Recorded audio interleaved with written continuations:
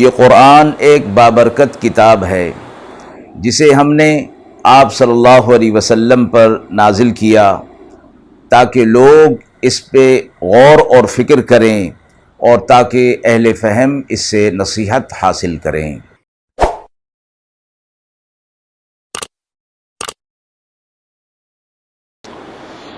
بسم اللہ الرحمن الرحیم۔ السلام علیکم ورحمۃ اللہ وبرکاتہ۔ ناظرین کرام، درس قرآن مجید کے آج کے اس پروگرام میں ہم سورۃ المائدہ کی آیت نمبر 68 اور 69 کا ترجمہ اور تفسیر پیش کر رہے ہیں، اور آخر میں پوچھے گئے سوال کا جواب ہوگا۔ اعوذ باللہ من الشیطان الرجیم، بسم اللہ الرحمن الرحیم۔ قل يا أهل الكتاب لستم على شيء حتى تقيموا التوراة والإنجيل وما أنزل إليكم من ربكم وليزيدن كثيرا منهم ما أنزل إليك من ربك طغيانا وكفرا فلا تأس على القوم الكافرين إن الذين آمنوا والذين هادوا والصابئون والنصارى من آمن بالله واليوم الآخر وعمل صالحا فلا خوف عليهم ولا هم يحزنون۔ آیت مبارکہ کا ترجمہ ملاحظہ فرمائیں۔ آپ فرما دیجئے، اے اہل کتاب، تم کسی راہ پر نہیں جب تک نہ قائم کرو تورات اور انجیل کو اور جو کچھ تمہارے رب کی طرف سے نازل ہوا، اور ان میں بہتوں کو بڑھے گی اس کلام سے جو آپ پر نازل ہوا آپ کے رب کی طرف سے، شرارت اور کفر، سو آپ افسوس نہ کریں اس قوم کفار پر۔ بے شک جو مسلمان ہیں اور جو یہودی ہیں اور فرقہ صابی اور نصارہ ہیں، ان میں سے جو کوئی بھی ایمان لائے اللہ پر اور روز آخرت پر اور نیک اعمال کرے تو نہ ان کے لیے کوئی خوف ہوگا اور نہ وہ غمگین ہوں گے۔ آیت مبارکہ میں آپ صلی اللہ علیہ وسلم سے ارشاد فرمایا گیا کہ آپ اہل کتاب کو یہ فرما دیجئے کہ تم کسی راستے پر نہیں ہوگے، یعنی تم جو اپنے آپ کو اہل کتاب کہتے ہو اور ہدایت پر اور راہ راست پر کہتے ہو، تو تم کسی بھی راستے پر نہیں ہوگے اور تمہاری کوئی حیثیت نہیں ہوگی اور تمہارے اعمالوں کی بھی اللہ کے ہاں کوئی قدر و قیمت نہیں ہوگی جب تک کہ تم تورات، انجیل اور جو کچھ تمہارے رب کی طرف سے نازل ہوا اس کے احکامات کو تم قائم نہیں کرو گے۔ تورات اور انجیل کو تو واضح طور پر نام لے کر فرما دیا، لیکن آگے فرمایا وما انزل الیکم من ربکم، جو کچھ تمہارے رب کی طرف سے نازل ہوا۔ اس سے مراد قرآن مجید ہے، اور یہ بتانا مقصود ہے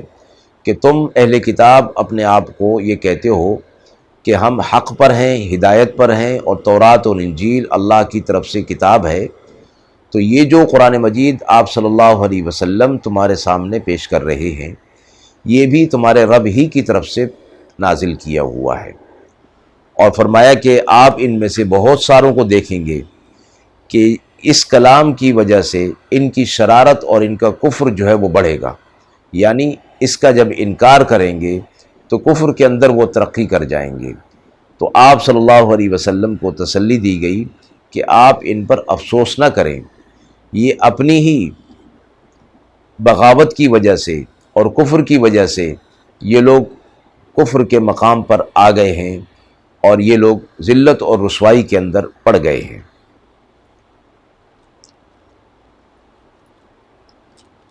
ساتھ ہی ارشاد فرما دیا اگلی آیت میں کہ جو مسلمان ہیں اور جو یہودی ہیں اور جو صابی ہیں اور نصارہ ہیں۔ مسلمان، یہودی اور نصارہ یہ تو واضح ہیں، اور صابی انہیں کہا جاتا ہے کہ جو حضرت داؤد علیہ السلام کی تعلیمات پر عمل کرنے والے ہوتے ہیں اور زبور کی تلاوت کرتے ہیں، اور مخالف سمت میں یعنی قبلے کی مخالف سمت میں یہ لوگ نماز ادا کرتے ہیں، اور یہ لوگ فرشتوں کی عبادت کرتے ہیں۔ حضرت داؤد علیہ السلام کی کتاب یعنی زبور کو یہ ماننے والے ہیں۔ یہ بھی کم تعداد کے اندر موجود تھے، اس لیے انہیں خطاب فرمایا گیا کہ جب یہ لوگ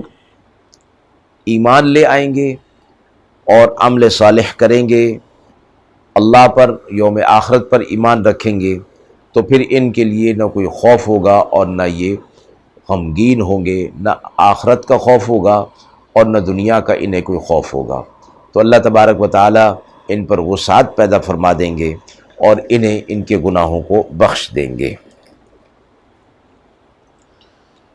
آیت کے حوالے سے وما انزل الیکم من ربکم کے لیے فرمایا گیا کہ اللہ تبارک و تعالی نے آپ صلی اللہ علیہ وسلم کو نہ صرف یہ کہ قرآن مجید عطا فرمایا بلکہ دیگر بہت سے علوم بھی عطا فرمائے۔ حدیث میں آپ صلی اللہ علیہ وسلم نے فرمایا، یاد رکھو مجھے قرآن مجید دیا گیا اور اس کے ساتھ اس کے مثل اور بھی علوم دیے گئے ہیں۔ آئندہ زمانے میں ایسا ہونے والا ہے کہ کوئی راحت پسند یہ کہنے لگے